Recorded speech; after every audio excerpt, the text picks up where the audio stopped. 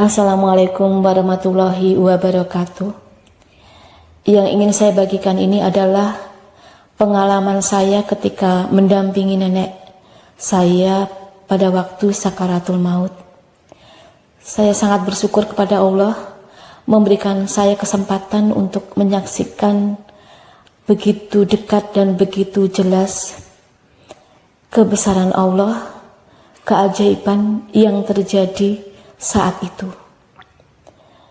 Saksi hidup yang waktu itu juga menyaksikan adalah kakak perempuan saya dan bule saya dari ibu. Nenek saya meninggal pada usia 90 tahunan.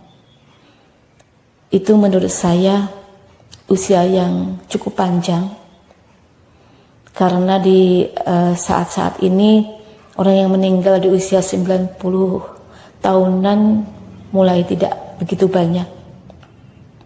Dan itu insya Allah karena nenek saya sering meminta untuk didoakan agar panjang umur kepada setiap orang yang dijumpainya. Dan alhamdulillah Allah mengabulkan doa nenek saya itu. Tetapi di balik itu ada ujiannya, yaitu nenek saya di akhir-akhir usianya menjadi pikun. Tidak ingat dengan apa yang ada di sekitarnya. Pada suatu hari nenek saya sakit dan mulai sakitnya kelihatan lebih parah daripada biasanya. Saya mempunyai firasat, mempunyai keyakinan waktu itu mungkin ini adalah saat Allah akan memanggil beliau. Dan memang benar ketika saya waktu itu masih bekerja mendapat kabar bahwa nenek sedang kritis. Saya dijemput suami saya, kemudian pulang langsung ke rumah nenek saya yang waktu itu berkumpul dengan bule saya yang dari ibu. Saat memasuki rumah langsung saya menuju ke kamar, dan saat itu saya langsung terharu karena melihat nenek terbaring dalam keadaan mata terpejam dan dadanya bernafas, tarikan nafasnya agak dalam sehingga dadanya terlihat naik turun. Saat mengetahui saya masuk, mbak saya, kakak perempuan saya, kemudian segera berdiri dan berkata kepada saya, "Ning, doakan nenek." Begitu dengan bahasa Jawa. Kemudian saya mengambil duduk dekat dengan bagian kepala nenek. Saat itu air mata saya mengalir karena terharu melihat kondisi nenek yang sedang menghadapi sakaratul maut. Kemudian dengan pelan dan halus saya mengelus dada nenek dan memohon kepada Allah, "Ya Allah, mudahkanlah sakaratul maut nenek hamba. Ya Allah, mudahkanlah sakaratul maut nenek hamba." Demikian saya ulang-ulang. Karena saat itu saya berpikiran, karena nenek saya pikun, saya tidak menuntun nenek untuk menyebut nama Allah. Karena dalam pikiran saya, nenek saya apakah mengerti kalau saya menuntunnya dengan menyebut-nyebut nama Allah. Sehingga saya hanya mendoakan saja sambil dengan pelan mengelus dadanya, memohon kepada Allah agar mempermudah sakaratul mautnya. Dan karena Allah, tidak lama kemudian setelah saya berdoa demikian, tiba-tiba saya merasakan degup jantung nenek saya mereda dan tiba-tiba berhenti sama sekali. Saya merasakan dada nenek saya sudah berhenti bernafas. Dan semua yang ada di situ menyaksikan bahwa nenek saya memang sudah tidak bernafas dan kemungkinan sudah meninggal. Tapi tiba-tiba kami terkejut ketika nenek membuka mulutnya. Tiba-tiba nenek membuka mulut dan mengeluarkan kata yang membuat kami waktu itu semakin merasa terharu. Yaitu kata tersebut adalah Allah, Allah, Allah. Air mata kami waktu itu kemudian semakin bercucuran karena melihat keajaiban yang luar biasa yang ternyata memang pernah dijanjikan untuk mencabut nyawa mereka yang sering menyebut nama Allah, hamba Allah, dengan mencabut nyawa orang-orang beriman secara lembut.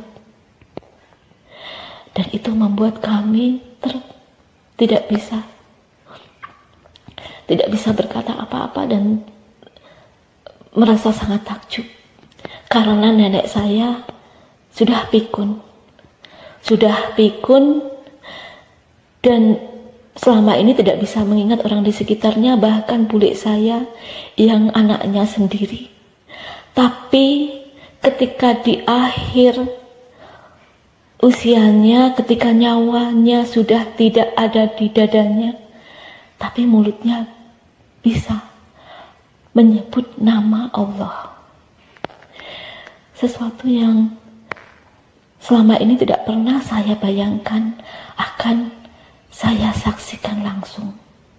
Saya bersyukur kepada Allah memberikan kesempatan saya untuk lebih merasa yakin tentang keberadaannya dan tentang janji-janjinya, baik sekarang maupun nanti di kehidupan yang akan datang setelah kita meninggal. Kenapa nenek saya bisa menyebut nama Allah? Insya Allah karena sehari-hari yang saya ketahui, ketika saya masih kecil saya sering menginap di rumah nenek. Dan saya tahu keseharian beliau hanya kadang berjualan di pasar karena untuk menghidupi anak-anaknya yang ditinggal meninggal oleh kakek. Setelah pulang dari pasar, beliau kemudian hanya tinggal di rumah dan mengerjakan pekerjaan rumah dan tidak pernah keluar sama sekali. Dan yang lebih dari beliau yang saya lihat adalah beliau itu suka berzikir lama setelah maghrib. Itu yang paling sering saya lihat, zikirnya lama. Kemudian beliau sering bersenandung itu, walaupun saya tidak tahu apa yang beliau senandungkan, tapi senandung itu adalah senandung zikir-zikir kepada Allah. Dan beliau ini masa kecilnya ada di Madura, kelahiran di Madura, dan yang saya tahu di Madura itu banyak surau-surau yang mengajarkan kepada anak-anak itu mengaji. Dan itu nenek saya itu tidak bersekolah, hanya mengenyam pendidikan dari surau itu. Yang saya tahu kehidupan nenek saya itu dari apa yang dipelajari, mungkin nasihat-nasihat dari para pemuka agama atau kiai-kiai yang ada di surau waktu itu, sehingga kehidupan nenek saya itu kehidupan yang insya Allah Islami kalau menurut saya.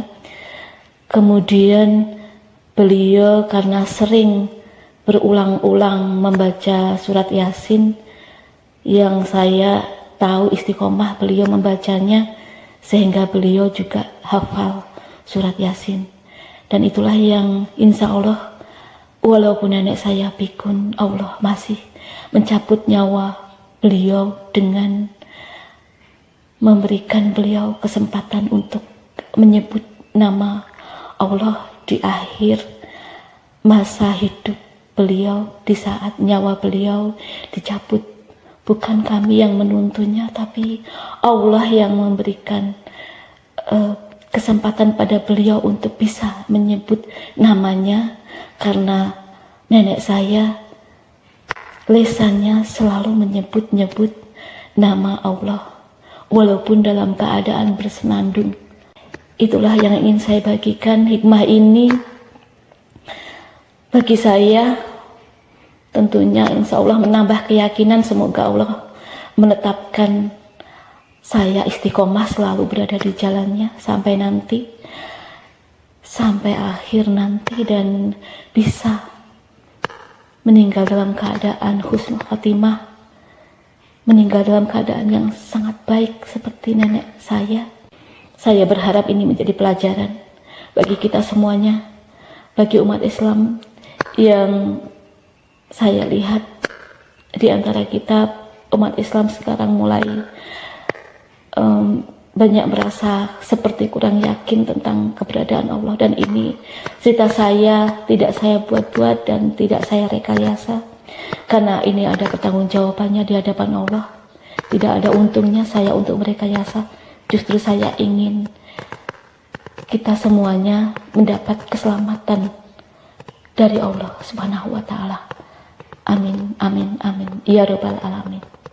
Wassalamualaikum warahmatullahi wabarakatuh.